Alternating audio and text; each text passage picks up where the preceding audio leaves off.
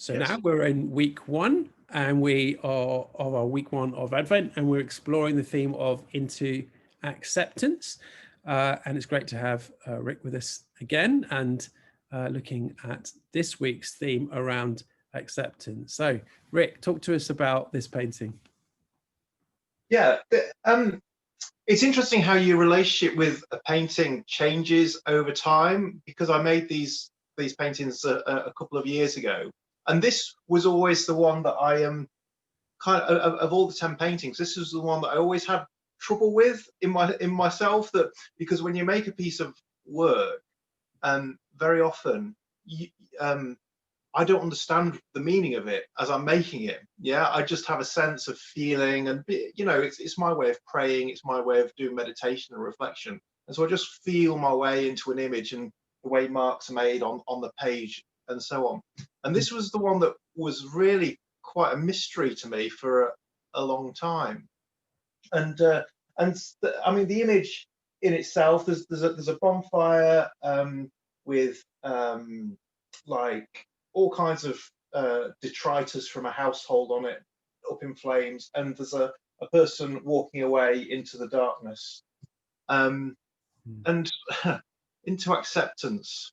I suppose now seeing it in the light of what's been going on this year, there's been a bonfire of all kinds of things, all kinds of things that we take for granted, all kinds of places that we usually go to for security and comforts, and they've kind of gone up in flames.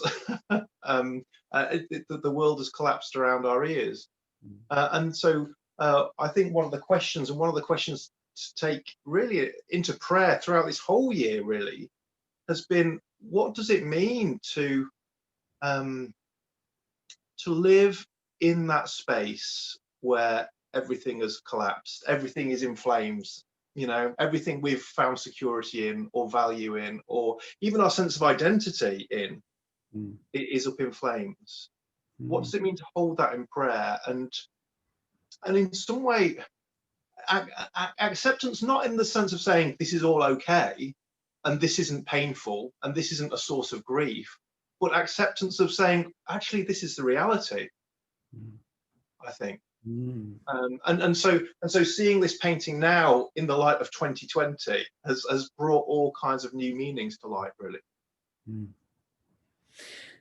And I'm aware with Ian Adams, in terms of the poem, draws out, "Blessed are the meek, for they shall inherit the earth." Does that resonate with you, with this theme of into acceptance? Blessed are the meek, for they shall inherit the earth. I suppose there's something about a loss of power that actually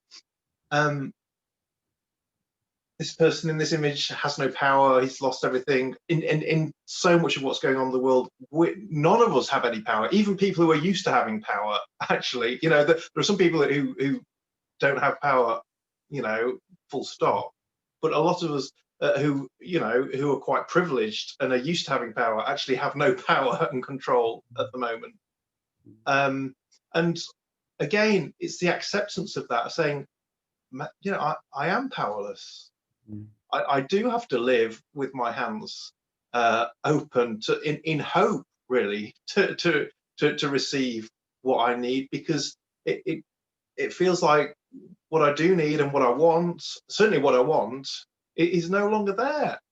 And no matter how much I might want it, I can't go out to the pub and have a drink with my friends, or I can't go and see my family.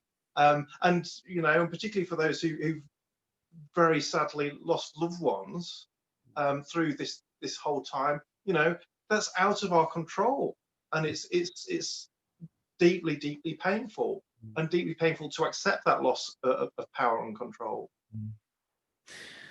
Very aware that resonates with with the theme of Advent, and particularly of the character of Mary in her part of expectant hope.